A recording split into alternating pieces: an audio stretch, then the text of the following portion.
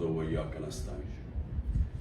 میرے پاکستانیوں، آج کل جو پریشر اور جو ظلم تحریک انصاف کے اوپر کیا جا رہا ہے، تو اس کی تو خیر پاکستان میں تو کوئی مثال نہیں ہے۔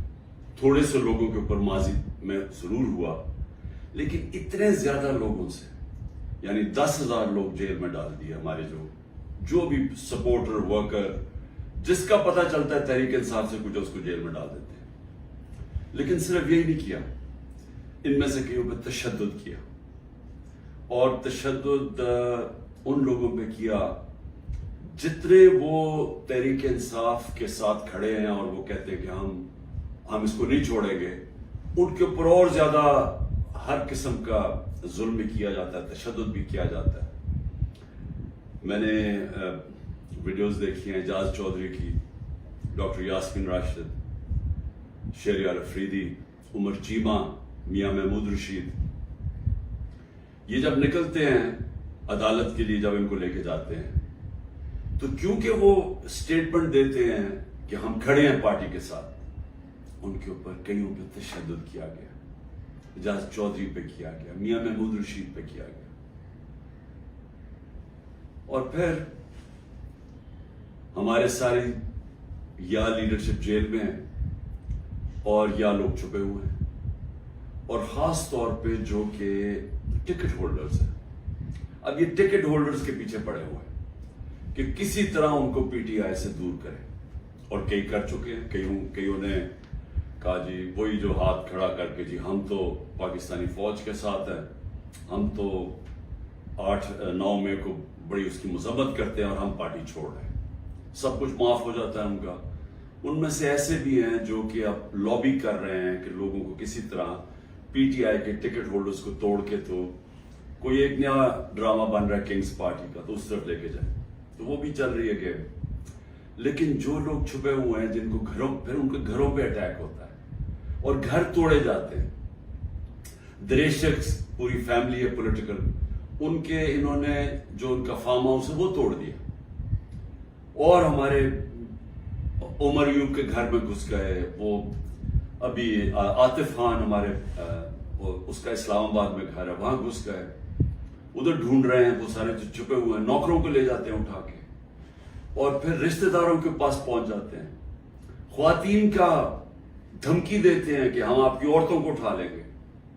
یعنی اس لیول پہ پہنچ چکے ہیں کہ کبھی بھی کوئی تصور نہیں کر سکتا تھا کہ پاکستان کی سیاست میں ہم اتنا گر جائیں گے کہ یہ کہا جائے گا کہ اچھا ہم تمہاری عورتوں کو، تمہاری بچیوں کو، ہم ان کو نہیں چھوڑیں گے۔ یہ اس ایک لیول تک پہنچ چکے ہیں۔ عورتوں کو پکڑ کے انہوں نے جیلوں میں ڈالا۔ رانا ثناءاللہ کی پریس کانفرنس آئی کہ جی کہ ہم خود ہی کچھ ڈرامہ کرنے لگے ہیں ریپ کا۔ یہ ڈرے ہوئے ہیں عورتوں کو نکالتے ہوئے، ان کو پتہ ہے کہ کوئی عورت کسی قسم کے انتشار میں ملوث نہیں تھی، کسی جلانے میں جو ہوا آرسن، جو گھر جلائے گئے ہیں، جو 3-4، ان کو پتہ ہے کوئی عورت اس پہ نہیں تھی، بلکہ ان کو پتہ ہے کہ اکثریت سوائے تھوڑے سے زیادہ 100 ہوں گے، 150 لوگ ہوں گے، ان کو پتہ ہے باقی کوئی پرامن احتجاج کر رہے تھے۔ اور میں پھر سے بتا دوں، ایک جمہوریت میں آئین ہمیں حق دیتا ہے کہ ہم پرامن احتجاج کہیں بھی کر سکتے ہیں۔ اگر جس طرح مجھے کمانڈو ایکشن سے اٹھایا گیا فوج نے، تو اس کا ریاکشن کدھر جانا تھا؟ جدھر ملٹری سمبلز ہیں اس کے باہر ہی احتجاج ہونا تھا نا، انہوں نے اور کدھر جانا تھا؟ اگر پولیس اٹھاتی تو پولیس اسٹیشن جاتے۔ تو یہ کہنا کہ جی جیو فینسنگ کے ہمیں پتا چلا آپ اس وقت وہاں تھے اور ادھر سے اٹھا کے ان کو جیلوں میں ڈالا جا رہا ہے، یعنی ایسا عورتوں کو، یعنی ایسا میں چھوڑے مسلمان معاشرے میں کبھی کسی اور وہ معاشرے جدھر عورتوں کی اتنی عزت نہیں ہوتی، وہاں میں نے یہ کبھی نہیں دیکھا۔ اور ایک خاتون وکیل، اس کو اٹھا لیا 2 دن پہلے صبح کے 3 بجے اس کے گھر جا کے اس کو اٹھا لیا کہ جی جیو فینسنگ میں آپ زمان پاک میں اس وقت وہاں تھی، پتا چلا کہ آپ اس ایریا میں تھے۔ تو یہ کون سا کوئی جرم ہے؟ دیکھیں ابھی بھی مجھے پتا ہے کہ میری سپیریئر جوڈیشری بہت پریشر میں ہے. مجھے پتا ہے کہ ججز کو بھی فون کالز آ رہی ہیں, نامعلوم فون کال کہ ہم یہ کر دیں گے, تمہاری یہ فائل ہے, ہم تمہیں یہ کر دیں گے, تمہاری بچوں کے پہنچ جاتے ہیں. یہ مجھے پتا ہے کہ اس وقت جوڈیشری کے اوپر وہ پریشر ہے جو کبھی پہلے نہیں تھا. اور مجھے یہ بھی پتا ہے کہ سارے ملک کے اداروں کو صرف استعمال کیا جا رہا ہے ایک کام سے, کہ کسی طرح تحریک انصاف کو ختم کیا جائے. ایف آئی اے کا سارے کام ختم ہے. وہ بھول گئے ہیں کہ شہباز شریف نے 16 ارب روپے کا ایف آئی اے نے اتنا بڑا اوپن اینڈ شٹ اس کا کرپشن کیس پکڑا تھا, مقصود چپراسی والا. ایف آئی اے کو پتا ہے کہ 4 وہ گواہ بھی مر چکے ہیں, سب کو ہارٹ اٹیک ہو گیا. ان کو پتا ہے کہ ان کا ایک بڑا زبردست آفیسر ڈاکٹر رضوان وہ بھی ہارٹ اٹیک سے مر چکے. لیکن ایف آئی اے کو کوئی اور کام نہیں. تحریک انصاف کے اوپر کیسے کیسز ڈھونڈنے ہیں اور کیسے ان کے لوگوں کے اوپر انتقامی کارروائی کرنی. نیب کا کام اب یہ ہو گیا ہے, جب سے وہ ان کے پچھلے نیب کے چیئرمین جنہوں نے کہا کہ میں یہ غلط کام کرنے کے لیے نہیں تیار ہوں, ریزائن کیا, اور سنا نیب نے اس کو سٹینڈنگ اوویشن دی جب وہ جا رہا تھا.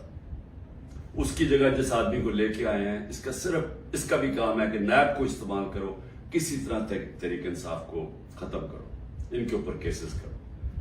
پولیس, یہ پہلی دفعہ ہوا ہے کہ میں نے اپنے جو ہمیں خبریں آئی ہیں جیلوں سے بھی, ہمارے جو لوگ جن کا واسطہ پڑا پولیس سے, یہ پہلی دفعہ میں نے سنا ہے کہ انہوں نے یہ کہا کہ اکثریت پولیس بالکل خوش نہیں ہے جو ان سے کروایا جا رہا ہے.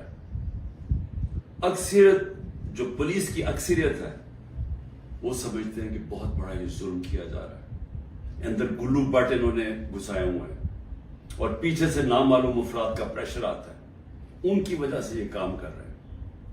تو اس کا مطلب پولیس جس کا کام اس ملک میں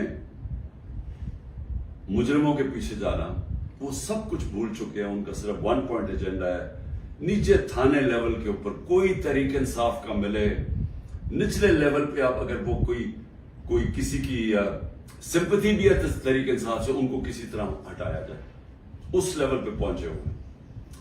اور جو کرتے ہیں, جب ایک ہی خبر آتی ہے کہ گھر توڑ دیتے ہیں, چیزیں توڑ دیتے ہیں, دھمکیاں دیتے ہیں, بزنسز بند کر دیتے ہیں, بزنسز کے اوپر پہنچ جاتے ہیں, روزگار بند کر دیتے ہیں. تو میرا سوال ایک ہے کہ اتنی زیادہ, اتنے پریشر کے باوجود کیا وجہ ہے کہ چند لوگ چھوڑ کے گئے ہیں؟ ہمارے ٹکٹ ہولڈرز پنجاب میں دیکھیں کتنے لوگ چھوڑ کے گئے. یعنی اس طرح کا ظلم جو کبھی ہوا نہیں ہے, کیوں نہیں چھوڑ کے جا رہے لوگ؟ اس کی 2 وجوہات. ایک, اس باری ٹکٹس میں نے خود دیے ہیں, زیادہ تر انٹرویو کیے ہیں, میں نے اپنی پوری کوشش کی ہے کہ نظریاتی لوگوں کو ٹکٹس دیے جائیں. اور اس باری زیادہ تر جو لوگ ہیں جن کو ٹکٹس ملے ہیں, پنجاب کی میں بات کر رہا ہوں, وہ نظریے پہ کھڑے ہیں. لیکن دوسرا ایک اور بھی فیکٹر ہے. میں نے ایک کا مجھے میسج آئی کہ میرے اوپر بہت پریشر ہے, انہوں نے میری بزنس بند کر دی ہیں, انہوں نے اب فیملی کے اوپر آ گئے ہیں, پتہ ہے جی آپ کی بیٹی کی یہ ادھر شادی ہوئی ہے, اس کے اوپر اس کو بھی تنگ کرنے پہ آ گئے. تو جی میرے پہ بہت پریشر ہے. تو میں نے کہا پھر چھوڑ دو. میں نے کہا یعنی تمہاری اگر برداشت سے باہر ہے تو چھوڑ دو. وہ کہتا ہے جی اگر میں نے چھوڑا, مجھے سارا جو میرا علاقہ ہے, انہوں نے کہا اگر تم نے پی ٹی آئی کو چھوڑا تمہیں ووٹ ہی نہیں دیں گے. سو یہ ذرا سمجھنے والی بات ہے کہ لوگوں کو یہ احساس ہو گیا ہے کہ اس وقت جس نے چھوڑا اس کی پالیٹکس ختم, اور جو چھوڑ کے گئے ہیں ان میں سے کئی لوگوں کو تو ہم نے ٹکٹ سے نہیں دیے تھے, تو ان کو تو ویسے ہی یعنی چھوڑنا ہو تو ڈرامے کیے ہیں, اور کئی جو چھوڑے ہیں ان کو ہم نے ٹکٹ سے نہیں دینے تھے. لیکن جو اس وقت ٹکٹس مل چکے ہیں, سوال یہ ہے کہ یہ کیوں نہیں چھوڑ رہا ہے. میں آپ کو یقین دلاتا ہوں کہ کبھی, پھر سے میں ریپیٹ کرتا ہوں, اس ملک کی تاریخ کا کبھی ایسا پریشر نہیں پڑا. ہو کیا رہا ہے؟ تحریک انصاف کو توڑنے کے لیے پاکستان کے ادارے ختم, ہمارے سارے اداروں کو سسٹمیٹکلی تباہ کیا جا رہا ہے. ہماری جوڈیشری کے اوپر اتنا پریشر ڈال دیا ہے, اور یہ سارا دھمکیاں دے کے, ڈرا کے, دھمکا کے, جب ہمارے پاس فائلیں آپ کی, ان کو ڈرا دیا ہے.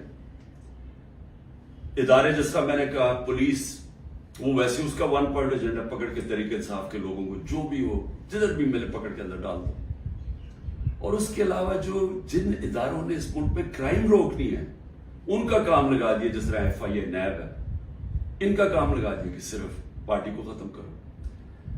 تو میں اب سمجھنا چاہتا ہوں کہ جا کدھر رہے ہیں آپ. یعنی چلیں, میں نے جس طرح کہا کہ میں بات چیت کرنے کے لیے تیار ہوں, مجھے سمجھائیں تو صحیح کہ آپ کہہ رہے ہیں کہ عمران خان کو ہم نے کاٹا ڈال دیا ہے, تو اس کے بعد جانا کدھر ہے ہم نے. یعنی کوئی روڈ میپ تو ہوگا نا. تو میں روڈ میپ ابھی تک جو سمجھ رہا ہوں وہ یہ ہے کہ ایک کنگز پارٹی تیار کر رہے ہیں کہ یہ جو تحریک انصاف کے جو بھی لوگ نکلیں گے ان کو اس پارٹی میں ڈال دیں گے, اور پھر یہ سیٹیں بڑھ جائیں گی نون لیگ, پیپلز پارٹی, کیونکہ نون لیگ کا تو ان کو پتا کہ گھوڑا بیٹھنے والا ہے, وہ جلسے کرتے ہیں, وہ لوگ ہی نہیں آتے. پبلک کی ان کو سمجھ آ گئی ہے کہ پبلک نون لیگ, کیونکہ نون لیگ جڑی ہوئی ہے یہ سارے ظلم کے ساتھ, وہ ان کو نقصان, ایک تو اس کا نقصان ہو رہا ہے, دوسرا معاشی طور پہ بیٹھ کے ملک جو روپیہ ہے, جو جس طرح ہر روز روپیہ گر رہا ہے, تو ملک تباہی کی طرف جا رہا ہے. جو مہنگائی بڑھتی جا رہی ہے, تو مہنگائی تو ہر اب انسان کو گھر میں افیکٹ کر رہی ہے, مڈل کلاس کو, ہر تنخواہ دار کو افیکٹ کر رہی ہے مہنگائی. تو ان کو تو پتہ ہے کہ انہوں نے نہ نون لیگ نے کوئی سارے ملک میں گورنمنٹ بنانی ہے, تو نہ بنانی ہے پیپلز پارٹی نے, چھوٹی پارٹیز رہ گئی. تو انہوں نے ایک کنگز پارٹی کا مل ملا کے کوئی ایک یہ لوگوں کا اکٹھا کر کے کولیشن سی بنانی ہے. میرا سوال یہ ہے کہ کیا اس طرح کی کولیشن پاکستان کو اس مشکل وقت سے نکال سکتی ہے؟ میں جب سے گورنمنٹ سے نکلا ہوں, میں ایک بات کہہ رہا ہوں کہ جب تک ہمارے ملک میں ایک مضبوط گورنمنٹ, اور مضبوط گورنمنٹ کیا ہوتی ہے, یہ نہیں کہ اسٹیبلشمنٹ اس کے پیچھے کھڑی ہے, یہ مضبوط گورنمنٹ نہیں ہوتی. مضبوط گورنمنٹ وہ ہوتی ہے جس کے پیچھے عوام کھڑی ہوتی ہے, جو عوام جس کے اوپر اعتماد کرتی ہے. یہ لوگوں کو اکٹھا کر کے اور اسٹیبلشمنٹ پیچھے کھڑی ہو جائے, اور کسی کا خیال ہے کہ جو آج پاکستان کو مسئلے مسائل آ گئے ہم اس میں سے نکل جائیں گے, کوئی اس خوش فہمی میں نہ رہے, کیونکہ یہ صرف ایک پبلک مینڈیٹ سے جو گورنمنٹ آئے گی وہ بڑے فیصلے کرے گی, وہ اس ملک میں اصلاحات کرے گی, وہ اس ملک میں قانون کی حکمرانی قائم کرے گی. اس کے بغیر پاکستان سروائیو ہی نہیں کرتا. یہ میرے سے سن لیں, یہ ملک بچے گا ہی نہیں اگر ہم نے اس ملک میں رول آف لا, قانون کی حکمرانی نہ قائم کی. یہ جو جنگل کا قانون ہے یہ ملک کو تباہ کر رہا ہے. کوئی اس وقت لوگوں کی امید ختم ہو گئی ہے پاکستان سے, لوگ چھوڑ کے جا رہے ہیں. جو پروفیشنلز ہیں, جو سب سے بڑا اساس ہے ملک کا, جو آپ کے پڑھے لکھے لوگ ہیں, جو کہ اسپیشلسٹ ہیں, جس طرح میں نے آپ کو کہا 10% شوکت خانم کے کنسلٹنٹ چھوڑ کے جا رہے ہیں. 10% مشکل سے ملتا ہے کینسر کے اسپیشلسٹ. ان کو پتا وہ دنیا میں کہیں بھی چلے جائیں ان کے 2 یا 3 گنا زیادہ سیلری مل جائے گی ان کو باہر, کیونکہ ڈیمانڈ ہے دنیا میں.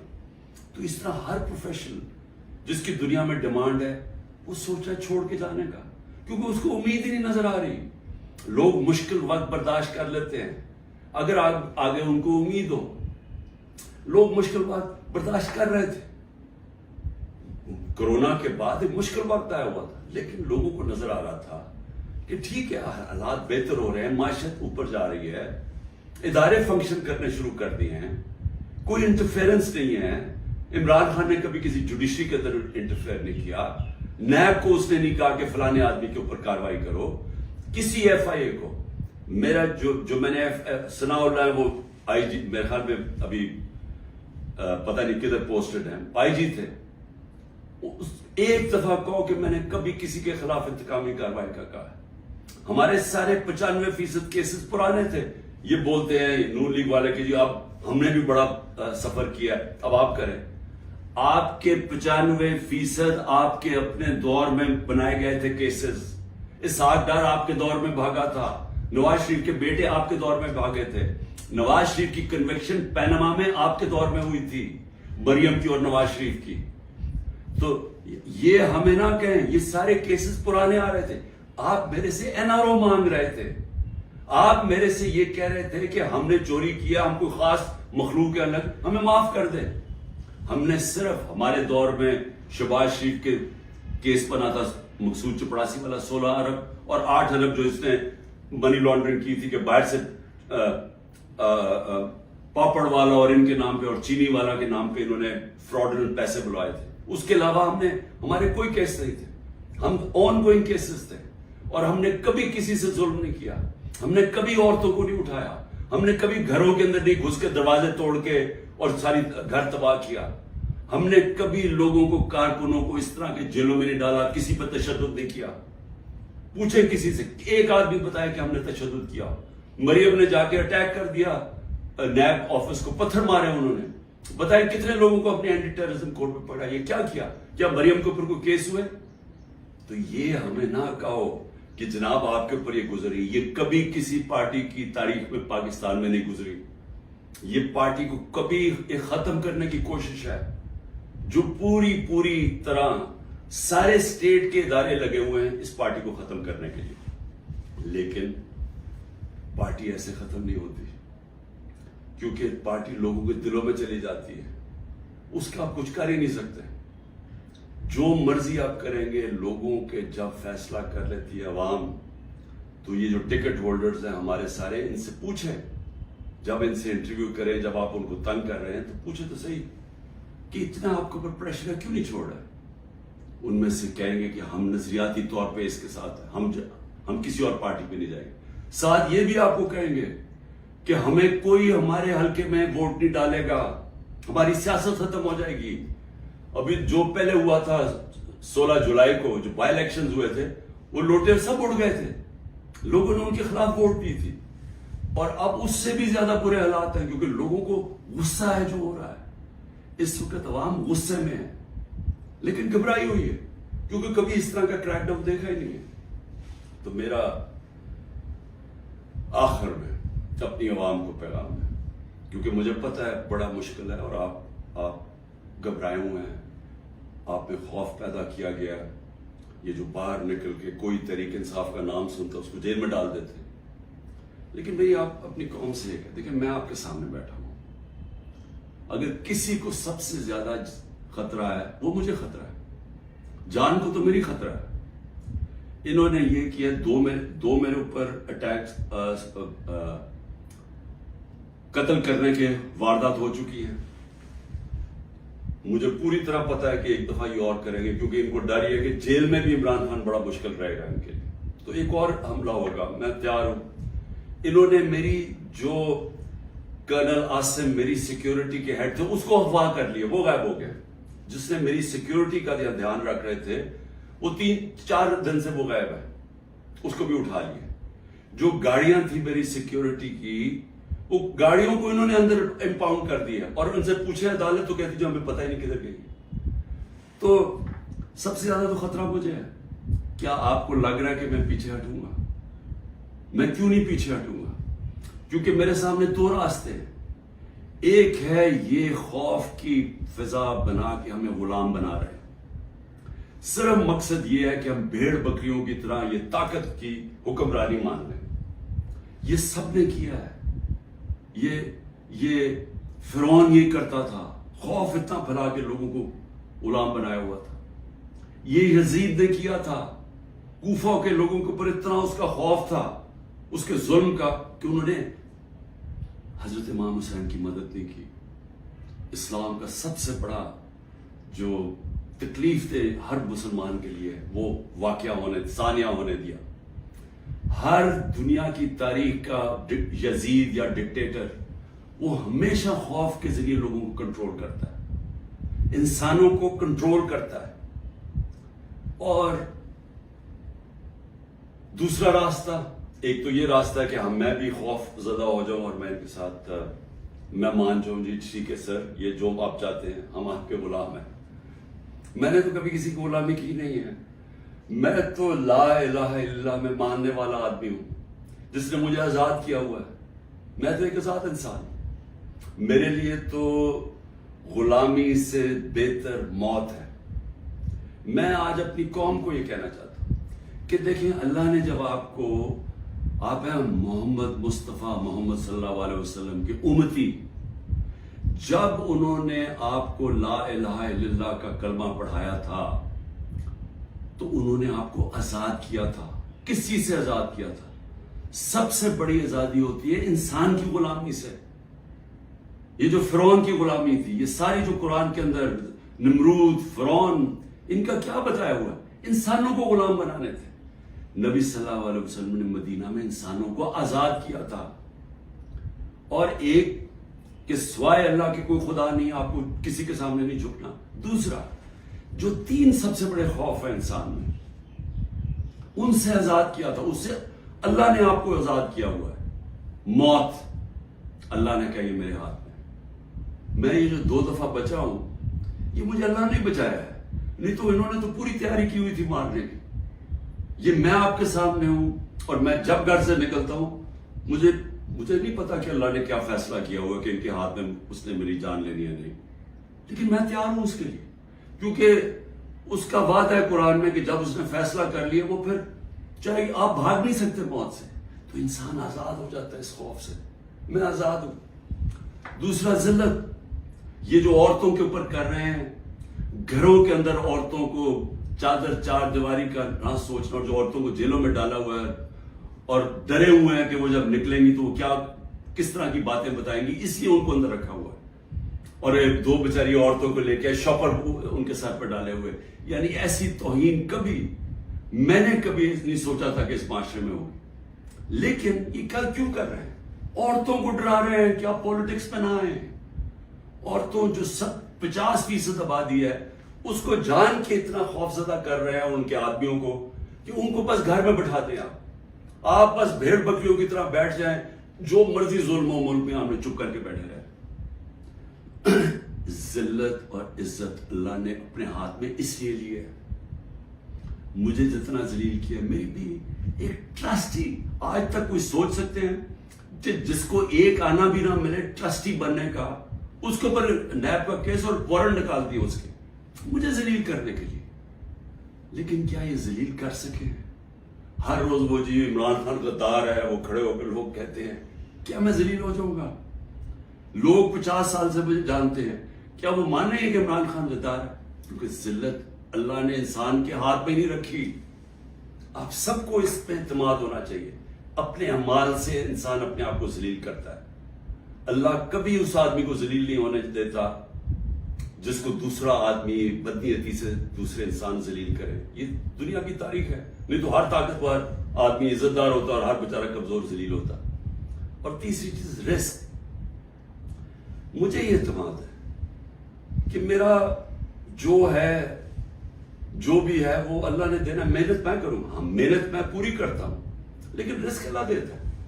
تو یہ جو گھر توڑ رہے ہیں، لوگوں کے ڈرا رہے ہیں، دھمکا رہے ہیں، اس کا مقصد ہے کیا؟ کہ لوگوں کی رزق کے اوپر جا رہے ہیں نا. لیکن اللہ نے تو کہا ہوا یہ میرے ہاتھ میں ہے. تو یہ جب آپ کو ان 3 چیزوں کے اوپر ایمان ہو جائے گا کہ قرآن میں واضح لکھا ہوا ہے، یہ آپ کو آزاد کر دیں گے خوف سے. یہ جو خوف کے ذریعے غلام بنایا جاتا ہے، اللہ نے یہ 3 چیز اپنے ہاتھ میں اس لیے رکھی ہیں کہ انسان کی غلامی نہ کرے. کیونکہ آزادی کو سب سے زیادہ اہمیت ہے. اپنی آزادی کے لیے جو مرتا ہے اس کو شہید کا رتبہ دیا ہوا ہے. جہاد ہے وہ. اور شہید پیغمبروں کے بعد رتبہ آتا ہے شہید کا، جو اپنی آزادی کے لیے کھڑا ہوتا ہے. یہ ہم اپنی آزادی کے لیے کھڑے ہیں.